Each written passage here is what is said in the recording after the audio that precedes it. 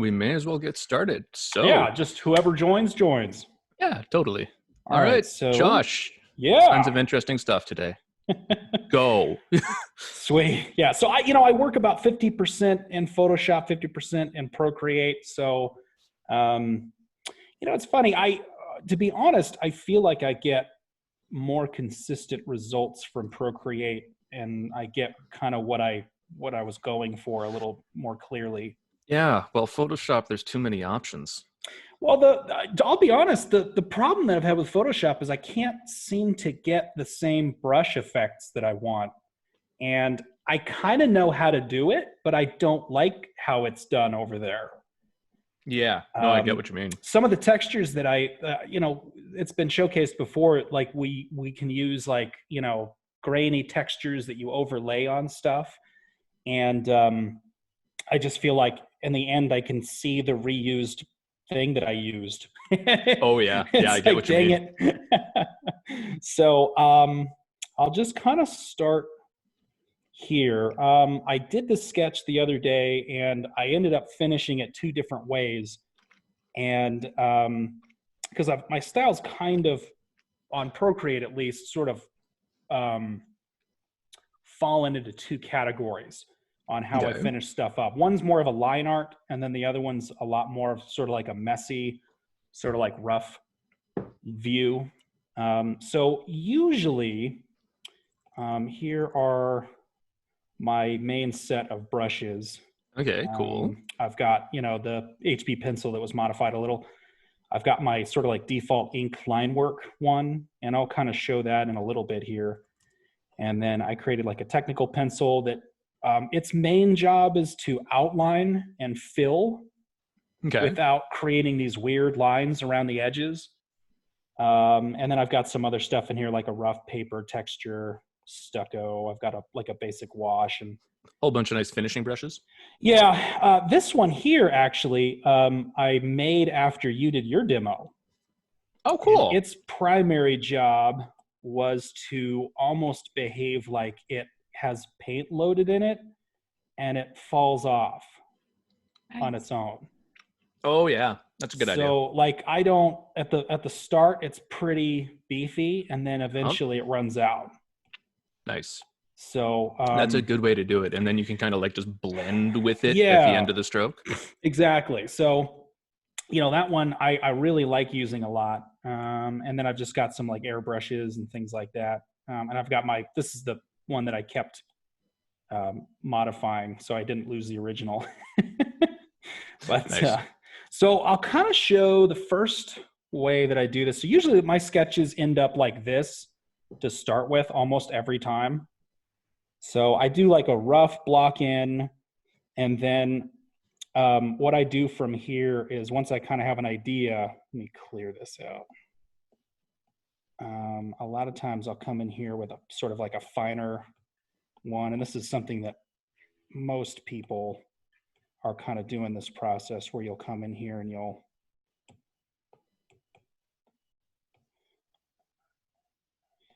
sort of more detailed outline. Yeah. Oh, and you Things. rotate the canvas. A lot. You. I've Yep. noticed I do that more than most people. There's nothing wrong with that at all. Yeah, I do a lot of rotating. Oh, and you also take advantage of the dark wizardry of the shapes.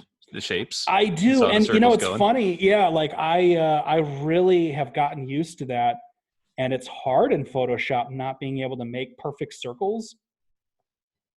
With like easy tools at hand instead of Yeah, going to exactly. the. Yeah. Like it would be really nice if it would let me kind of, I bet you there's a plugin, and then I haven't looked. Oh, probably. I bet anything there's a plugin out there. Almost certainly, but finding that plugin and getting it to work with your particular setup and yeah, no, Procreate. The only thing I've heard bad about it is the fact that if you export it to Photoshop, sometimes the colors don't work. Yeah, and one of these days I'm going to try to do a deep dive on that and see if I can figure out why. Yeah, it's weird. I'm sure they'll fix it in an update someday. Yeah, I bet they will. I just probably not their primary goal. And then one thing I kind of do to get the shapes that I want, like his banjo that he's got here, Yeah. I'll just do a circle on another layer. Oh yeah, and then Then, move it around. yeah, move it around, get it to the right spot. And then once I've got it to the correct spot, I'll erase. I'll erase where it's going to intersect on the other anatomy. Nice. Oh, I love the fact it took me forever to figure out that the eraser tool on Procreate was the same as the brushes. Right. Right? I thought the eraser was just a straight eraser. Like, I Yep. want to do all these cool effects and it's not working. And oh, I'm an idiot. These are all the same. Yep. And then once I get it positioned correctly, I'll just merge those two, and then it's, part of the drawing. Nice. So it kind of allows you to create, some pretty decent shapes real quick, and then erase what shouldn't be there.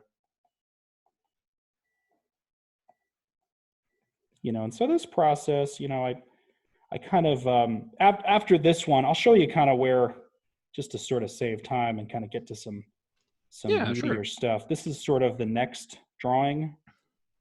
So Okay. it's a little bit more refined. And then the final one is this one. With a bit of value worked in and Yeah, details and I've textures. so if I don't end up going this way, where I've got the pencil marks in here, I'll stop at this phase, and then what I'll do is I'll come in here and I'll use my default inks, and I'll show you kind of what this thing does. So the default inks, like, it never turns true black. It's got sort of like an edge to it. And you can kind of see if you fill it in, it's got a texture behind it. So it's like whenever I scanned stuff in, none of my inks were true black, and I really kind of liked the look of that. So Oh, nice. Okay, I built this sort of similarly so that it'll never be true black, and that kind of allows you to go back over it and create a little bit more texture. So you've got this, it's a little bit darker, and then you can go full black if you really dig into it. Nice. So then what I would do here is I'd come in and I'd really work the lines, and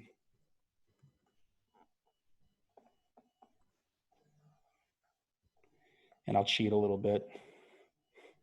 Of course. It's not cheating. Everyone always says, oh, now I cheat and now I do this.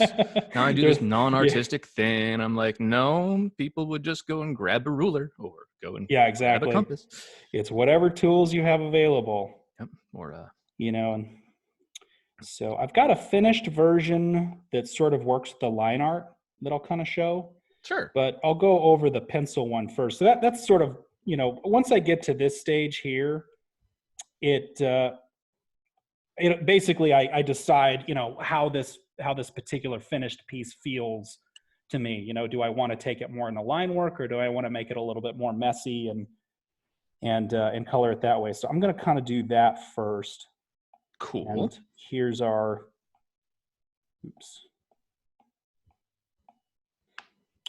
and this is kind of where Procreate, for me, I really enjoy how it functions. So when I get to this phase and I want to color it, what I'm going to do is I'm going to say, okay, like, I want this to be a night scene. So I'm going to use a foundational color that's relatively dark. So I'm going to just pop that down. And then what I'm going to kind of do is I'm going to look at it and go, okay, generally, where do I want the light sources? Where's the horizon line? So I know I kind of want,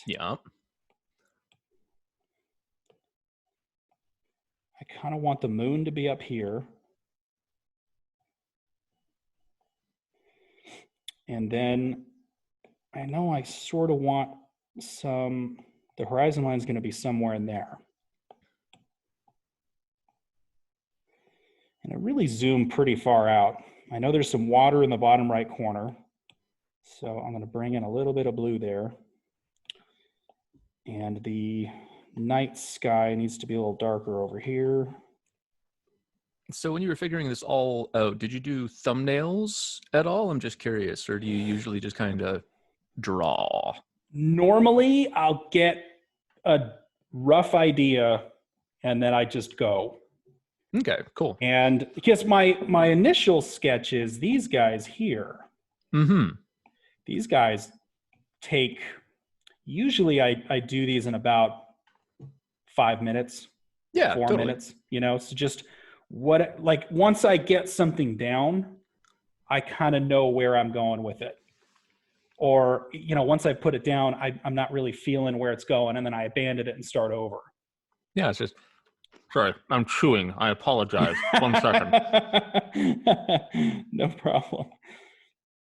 So here's our back. So this is where Procreate really shines for me, is I use this this smudge brush a lot. Ah, yes, And the usually I smudge. have it on stucco. Mm-hmm. And what I do, this is really where I'm having a hard time getting Photoshop to do what I want. And this is where I know I can replicate this using overlays. And I've started to kind of move that direction and see what I can do. But basically what I'm doing here is I'm really backing out, and Yep. I'm creating a foundation that I'm going to lay everything else on top of. Yeah, I was going to say, because although you don't thumbnail at the beginning, like zooming way out at this point, Yeah, and it doing almost what you're does doing that. is like a thumbnail. Yeah, so then I'll come back in and I'll think, okay, I need a little bit more here. You can import Photoshop brushes into Procreate, right? You can. They just, I want to go the other way. Yeah, so I was just going to ask, can you export Procreate brushes as a Photoshop? You can, but they don't always behave the same way. Ah. That's the only issue, is the watercolor brushes do not behave at all similarly. Yeah. The flat brushes do. So like this guy here, this flat brush main one that comes with Procreate, that one does. Okay. It's pretty darn close. Excuse me. Yeah. Can you do, I don't work with Procreate, so can you do this technique in Photoshop? I have not been able to replicate this. Oh, really? So then, like when you zoom in, what it does is it really creates this sort of like textured overlay. And the way I've done this in Photoshop is I've done sort of like a flat version of this where, like I will, come in here and you'll do it with like airbrushes and gradients, and it looks smooth, and then I'll put like a texture over the top of it and then merge the layers. Mm-hmm. But I can't seem to get it to really give me this sort of like smudgy, textury feel that's really unique to each drawing. What I just remembered that I saw a class. It's about Photoshop. Mm-hmm. It's one of somebody that is painting, and his process was kind of slow. Yeah, there were some Indians, and what he was doing is that he was starting with a lower resolution, mm-hmm. and he started working on the background before. Yeah, and then he will change the resolution a little bit bigger and a little bit bigger, so the back is always going to be diffused like yours, and that's right. The way he was doing it. I haven't done it, but sounds. Yeah, I've seen like Lee's process is he gets these brushes that he custom makes using like watercolor or like ink rolls. Uh-huh. And then so he gets like a brush, like he'll get a brush that has a texture on it, and then like he'll make it this big and he'll like stamp whatever his texture is. So there are ways to do it. I just haven't found a process that I really like yet. Yeah, I'm in the same boat. Photoshop does it. So and so what I'm going to basically usually do is I'm going to kind of continue to build up some of this look until I'm kind of happy with how it looks like it's moving. Yeah. And okay, so I kind of have an idea of I like this as a foundation. So I'm going to pop the moon in here, and I'll show you this is sort of where this technical hard comes in.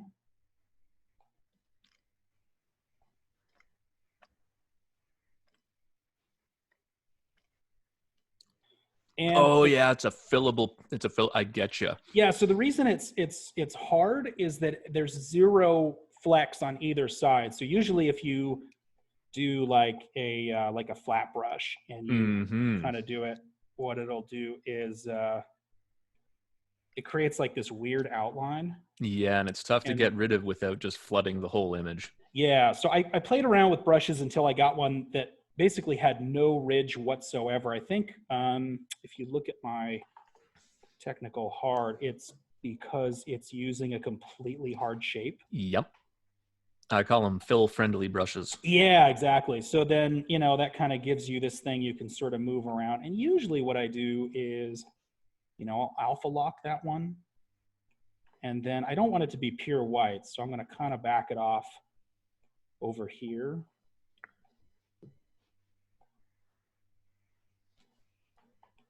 And I'm going to kind of do that right there. And then I'm going to kind of give it the same treatment so that it has a little bit of a texture to it. Mm-hmm.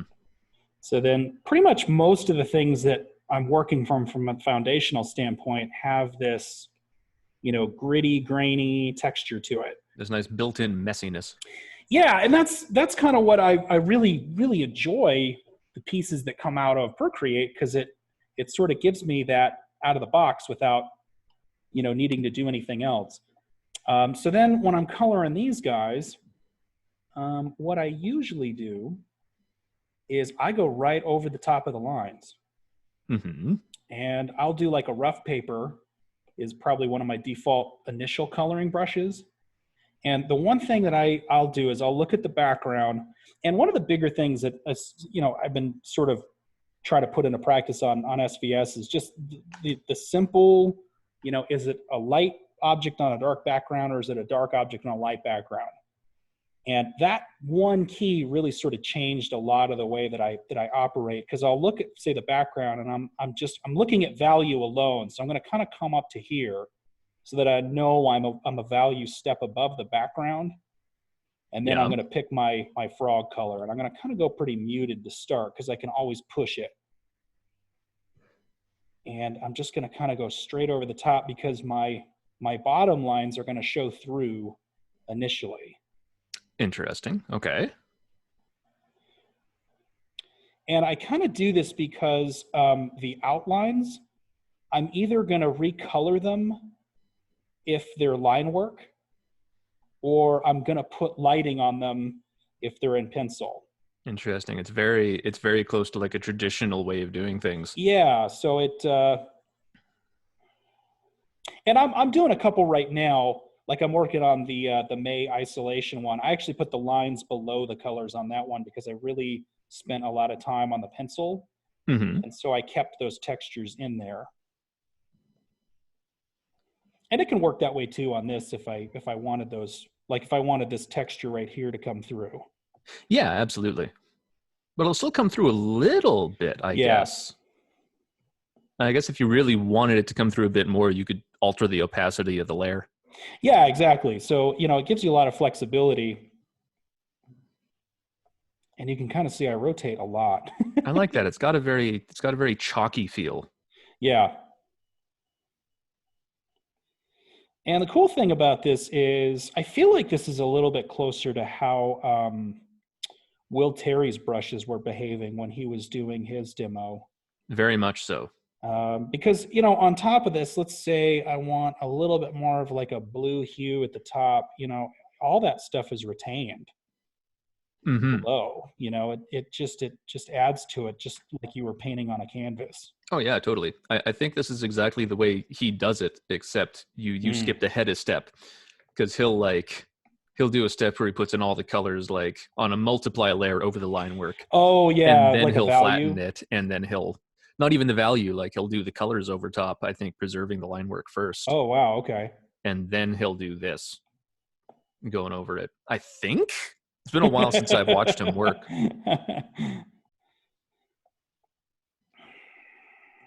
So, did you adjust any of these brushes? Yeah, most of them I did. So like the stucco, I didn't at all. The rough paper, I didn't. But like the acrylic, the fall off messy, I created those. The technical pen, I didn't mess with that except for I created the technical pen hard. And then the Okay. HB pencil I did modify, and the default inks. All I did on the HB pencil is I changed the shape of it, and I messed with the scattering so that it would get more variation. Oh, okay. Yeah. Good. Yeah. So you get that actual kind of like nice, messy pencil look. Yeah, so, like on the pencil piece, if I sort of skip ahead and do some of the outlines, Mm-hmm.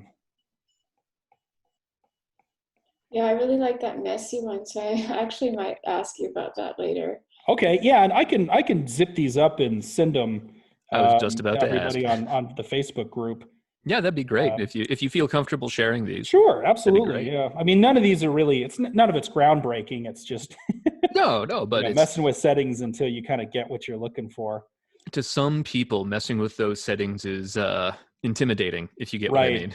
Yeah. And even I kind of lose track of what setting I last altered, and I'll lose track of Mhm. exactly what I did to make it work. Yeah. Honestly, I don't remember what I did to the pencil. Yeah. I know that I messed with the scattering for sure and the shape a little bit. So you can kind of see, like, as I'm coming back over the top of stuff, I'm reestablishing the lines. And so Yeah.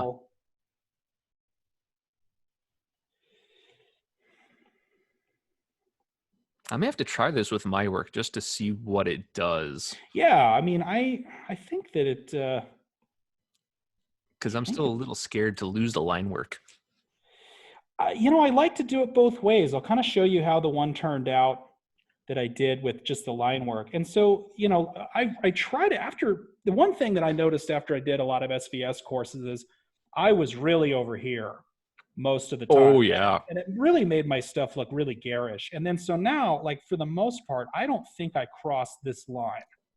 You and I are in the same boat. Yeah. So I really work in muted colors until you get to the end where now I'm putting in like the lights. In this case, there's a campfire. So I'll save those for the campfire.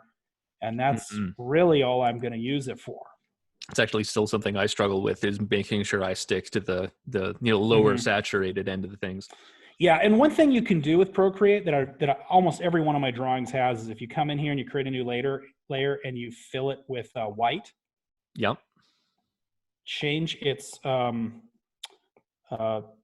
to color, and it really gives you like a quick. You can just look at it and go, okay, where are my values at? Is this dark enough?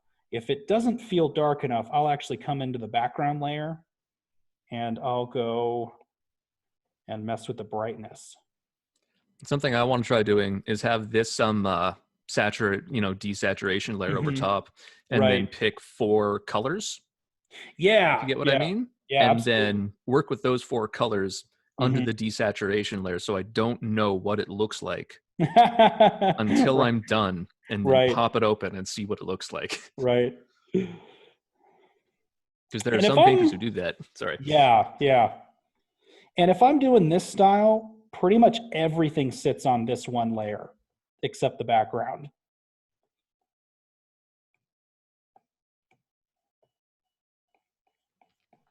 You're working. Sorry, go ahead. I'm sorry. No, go ahead. How many layers do you have? I cannot see. I only see the drawing. So I'm working off of this one here. This one's the line art. Okay. And then the moon, I usually keep, if I'm doing something like a moon or stars, it'll always be on its own, but I'll always put, like, I'm going to put the fire on this layer as well, most likely, or I'll merge this one before I start working on that. Okay. Because usually I'll have like a background layer, and then something will, like, everything else will go on top of that under one layer. All right. Thank you. Yeah, absolutely. So I'll usually, so the number of layers that I'm usually working with is usually 5. So there's like a background layer, there is the paint layer, and then I've sort of switched. I do shadows on a separate layer, and then I do highlights on a separate layer. Okay, good. Nice. Thank you. Definitely. That was a little much. Yeah, I love all the texture you're getting in here. Yeah. Your process doesn't look digital. It's really interesting. Oh, cool. Thanks. What base texture are you using for this brush? Are This you one here using is it's the rough paper, yeah. and it's using this grain right here. So And that came with Procreate, right? yeah, I think the one originally it was moving, and I switched it to texturized Aha. because texturized it behaves a lot like how Painter works, but instead of the base layer being your texture, the brush is the texture, but it gives you that feeling. I getcha. No, nice and grainy. I like it. I think I'm gonna make his pants like a dark blue. Can't really see that. There we go.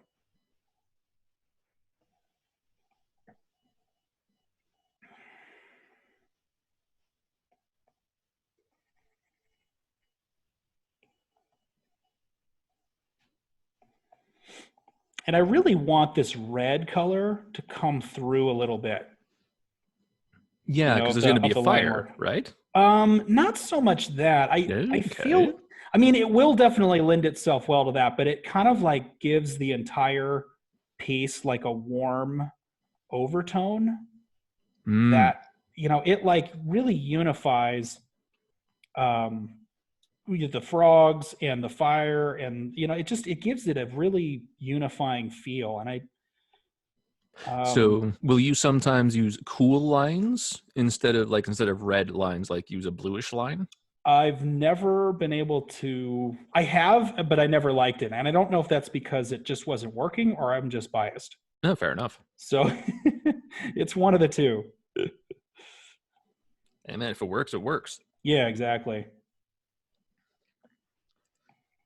If it ain't broke, don't fix it. Yeah.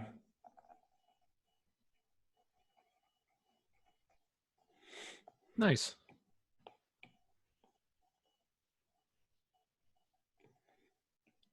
See, I'd probably be making like layers underneath to try and be able to just scribble underneath that hand, if you get what I mean. But I guess that hand isn't totally opaque. It's still. Yeah, if I put something under it, you can kind of see how that changes. You know, it would change things up. Yep. And then what I'm going to do is I'm actually going to smear this around a little bit.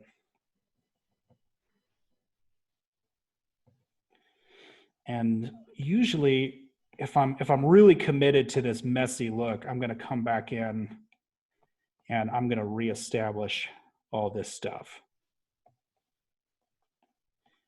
And the main reason why is like every step of the way shows through.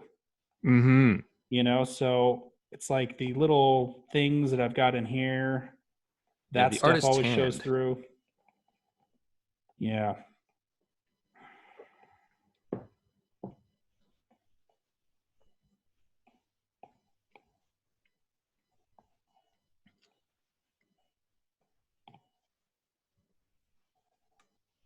And right now I'm using the side of the pencil. I'm tilting the pencil.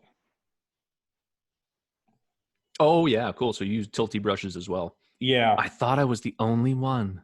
No, I love this thing for that tilty, you know, feeling to it. Just the ability to work with the brush and not have to change its size all the time. Yeah, exactly. So then I'll do like the wood here. And I kind of know, like, I'm going a little far on the saturation on this, but I know that on my shadow layer, I'm going to be knocking this back quite a bit. Because the way that I kind of think in stages, I'm going, okay, I'm going to pick which light source and shadow source I'm going to work on first, and the fire is going to be last. So I've got to think through my methodology on this one. So I've got to go, okay, if the moon is going to be my first thing I've got to look at, then I have to treat the moon first. And like, I might as well just look at my shadow layer here and I'll kind of show you how I do that. Sure. So, you know, I would have thought the opposite. I would have thought the fire would have been first. Well, the reason why is, I guess you can go either way, but I feel like he's going to be in the shadow of the moon regardless. Okay. And then he's going to be in the firelight. So I guess I'm just thinking like the environment comes first for me, and then like the assets come after. No, fair enough. And I don't really know if I have a rhyme or reason. It's just usually how I do it. So my shadow layer I set on multiply. And multiply. yeah, so I'm really just sort of working on the top end here. Okay. So if I'm going to build the shadow, for example, from the moon, I know it's going to come out this way, for example. Do you always use a bluish color for the multiply layer? Okay. Yeah. Rarely do I not. And I do know the fire is going to cast a shadow, so I might as well work some of that in. And I do a lot of smudges for my shadow work. Yeah, getting them nice soft edges. Yeah. So I kind of know. And the cool thing with the way that the shadows are usually always going to be a hard start, and then I smooth them out. So, you know, I know, for example, this is going to cast a shadow that's relatively hard right here. So it's going to be hard. Okay. So this would be shadow from the fire? Yeah, that'd be shadow from the fire. Okay, cool. So this is going to cast a shadow here. And then because I know the beginning of the shadow is going to be relatively hard, I'm going to do that. And then I'm going to pull it out so that you get that hardness right here. And then it tapers out to something smoother. I get you. Yeah. And what I'll do from here, let's just build the fire real quick. And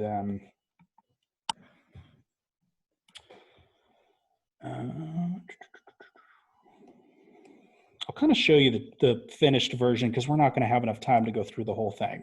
Oh, that's all. That's usually the way it works. It's usually, and here's how I do this, and skip. But I think, you know, just kind of walking through like how I get to each layer really kind of builds the whole thing up. Oh, totally. So, and then I've got the rocks here. I know they're going to be somewhat darker. So how long would you say you take on a piece from start to finish? This one, I didn't spend a whole lot of time on the initial sketches on this. Usually, I think 4 hours is pretty average. Oh, okay. That's really good. I can check. Really fast. Yeah, I mean, I can check. It depends on which one. Like I did one last week that took 11 hours. Okay. So I guess it kind of depends on how quickly some of it comes together. Sometimes I'll spend really the bulk of it on the details phase after I get some of these initial things done. And then here's our shadows layer. So let's say I have the fire here, or the wood. So again, like I want to make sure that I'm treating everything. So I know there's going to be a shadow from the fire on the rocks. Yeah. So I'm going to build that in. I know if there was no fire at all, I'm going to get some shadow here.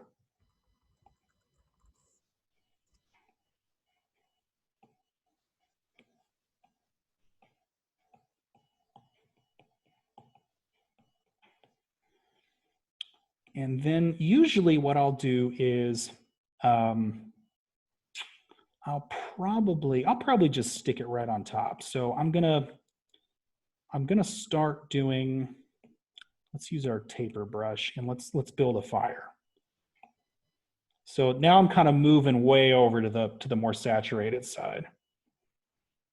And really what I'm going to start doing is I'm going to start building up where some of these are going to be. Okay.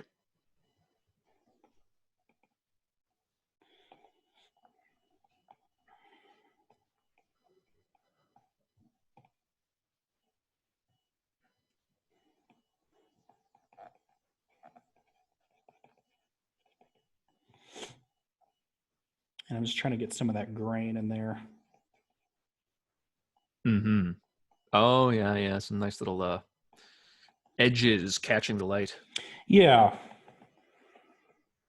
because I kind of feel like I like what comes from the stuff that you put down. So like I'm going to put this down and I'm going to cover some of it up, but I feel like having it there to begin with really shows through. Mm-hmm. So let's sort of go a little bit darker to where the base is going to be. Yeah, every little bit counts. Absolutely. And then, you know, I know there's going to be some coals down here. And then I'll kind of look at this, and usually this is where my highlights layer comes in. So I'm going to bring in a layer. Usually I set this to overlay. And the overlay layer, its basic job is to, you know, start informing where the light's coming from. Okay, yeah. So I'm going to really warm this up.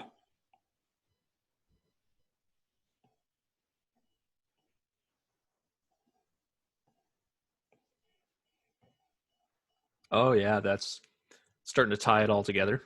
Yeah, so it looks kind of weird until you start getting some of those environmental things in. Mm-hmm. And then it really starts to take shape. And for example, I'll come in here and I'll, you know, create some of those textures. Yeah, I think that's something a lot of people struggle with when they first start out, is realizing that it just takes a lot of time to get to the point where it starts to look okay.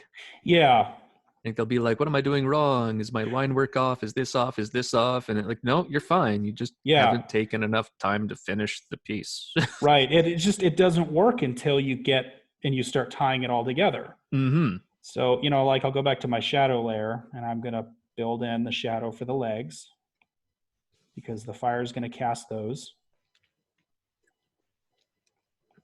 Kind of like home renovations. Yeah. Yeah. I mean, it really looks horribly unfinished until the last 5%. Yep. You know, so it until you get to that phase, you know, it's just like trust the process. Yeah. Trust the process and it will come out okay. That's why having the process is so good. Yeah, exactly. You know, it feels sort of like you're lost a little bit until you, because even though it looks just as bad as it originally did when you first started, it's still gonna eventually turn out. And that's kind of where, you know, on Photoshop, I'm still struggling a little bit where the process at the end doesn't do what I want. And Procreate, I don't seem to have that issue where when I follow the direction that I'm going, it usually always turns out the way that I want. Mm-hmm. And then let's I'm trying to remember the name of the paradox or the myth where someone climbs half of a wall and then half of a wall again, then half of it again. Mm-hmm. Like, so a half and then a quarter and then an eighth and then a 16th. Yeah. And they get closer every single time, but they never get to the end. Right. So usually at this stage, that's when I'm going to come in and I'm going to start creating some really hard lines.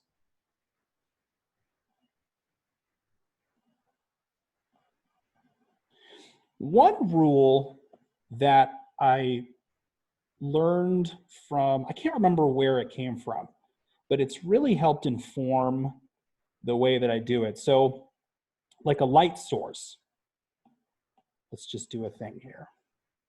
So you have like a light source. Yeah.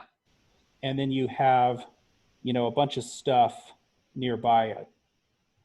If the light source is physically in the space, the light is going to be the brightest, the closest it is, right? And then the further away it gets, it can't be as bright here as it is here. It just can't. It doesn't have the ability to get that far. Yeah, fall off. Exactly. So then, you know, that really changed the way that I lit things. Yeah, I think it's like an inverse square. Yeah, exactly. Yeah. And so then, you know, I'm going to look at this and I'm going to go, okay, if I'm going to light under his eyes, I'm going to pull it back.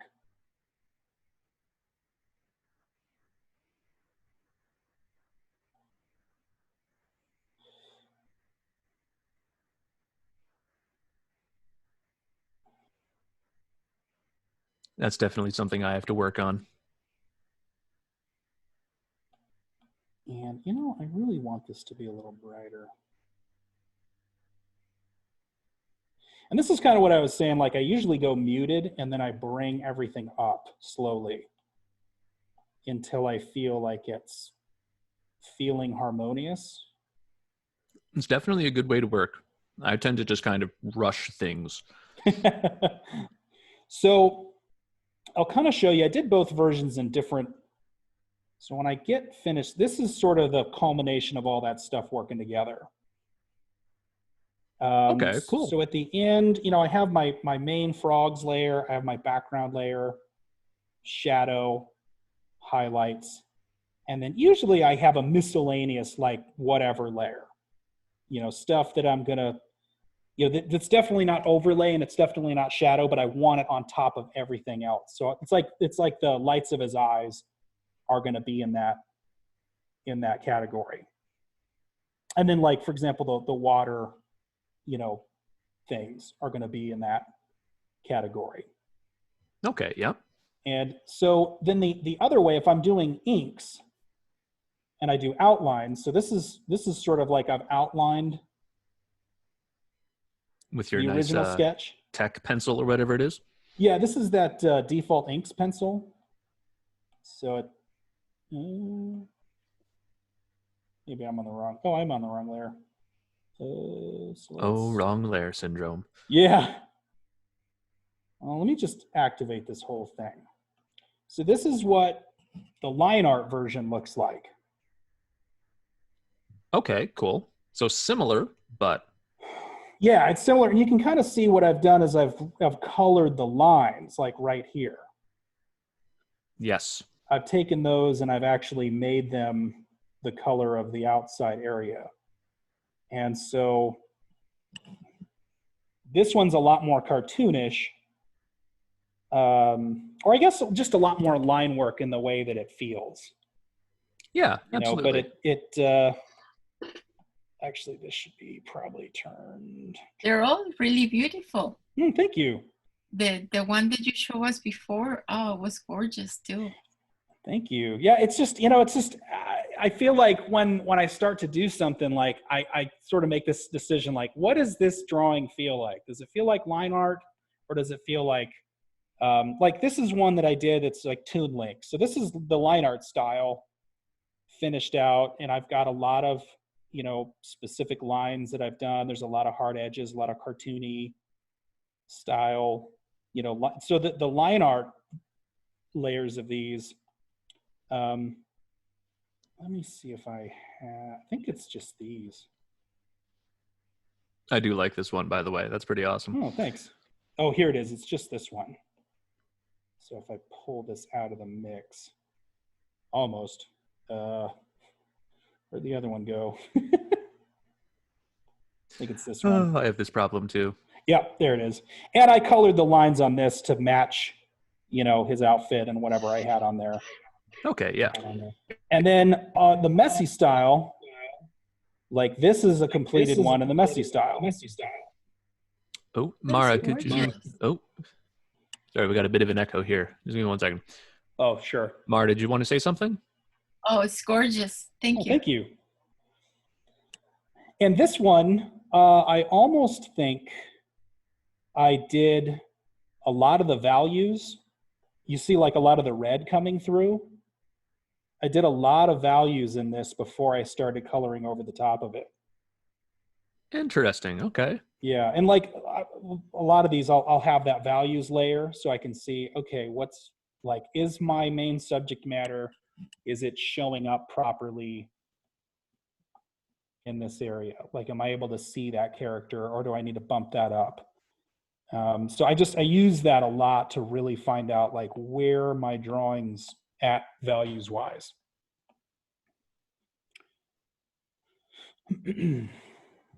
So that's pretty much my process on that. Nice. That's awesome. Yeah. Does anybody have any questions on anything I can answer? I think you answered it all. You've given me a lot to think about, though.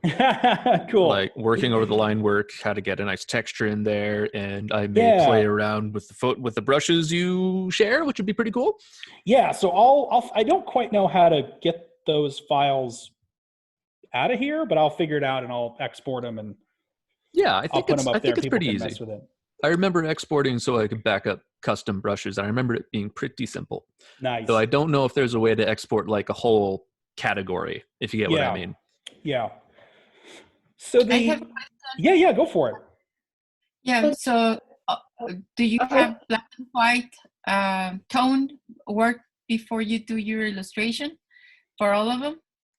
Almost never. Oh, okay. Just for this one. Yeah, like I usually do. I'll usually do this layer here. Now I will do value studies. Like let's say I have like a standard. I might do like a thumbnail of something. Mm-hmm. And I'll bump up the pencil, but so this sort of like builds in the thumbnail. So I might think, I want like a river with a frog in it. And, he's going to be here. He's going to be putting his hands on his back, and there's going to be some stuff in the boat. Maybe his legs over here. And maybe there's some reeds or something like that. And then usually I'll kind of back out here and I'll actually just give it some, usually I'll use the flat brush and I'll bring the opacity down a little bit, and I will make the brush really big, and I'll kind of, just rough lay in the values you think. Yeah, just get kind of an idea of what the composition might look like. Mm-hmm. And this is, so I will do this kind of stuff where I kind of try to build out a little bit of the basic structure. And then if this is also going to be like a night scene, how big is the moon going to be? And I kind of look at it and think, okay, this has got to be a little bit lighter down at the bottom. And then this has got to be darker up here in order to work. Mm-hmm. And so I'll do a couple of these before I really commit to something, because usually what I'll do is I'll work on a pretty small canvas, and then I'll merge everything into one thing. And then that's, if you put 3 fingers down and push up, you can copy. And then I'll create like a new one at a much larger size. And so like that one was like 2000 pixels. So I'll go, minimum probably 3000 by 3000 or something like this. And I'll paste it in if it'll cooperate and do what I want.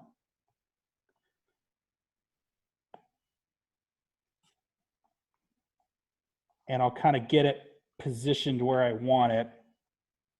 And then I'll bring the opacity down, and then I'll start sketching on top of it. Mm-hmm. And getting just an idea of what the shapes are going to be.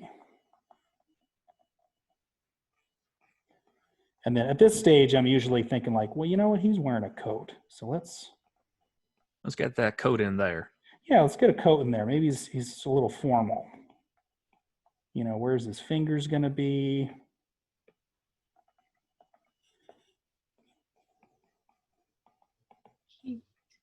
So did you have a particular use in mind for the frog drawing? Not really. That one was more of a demo, but I was thinking I was going to do a frog for the prompt.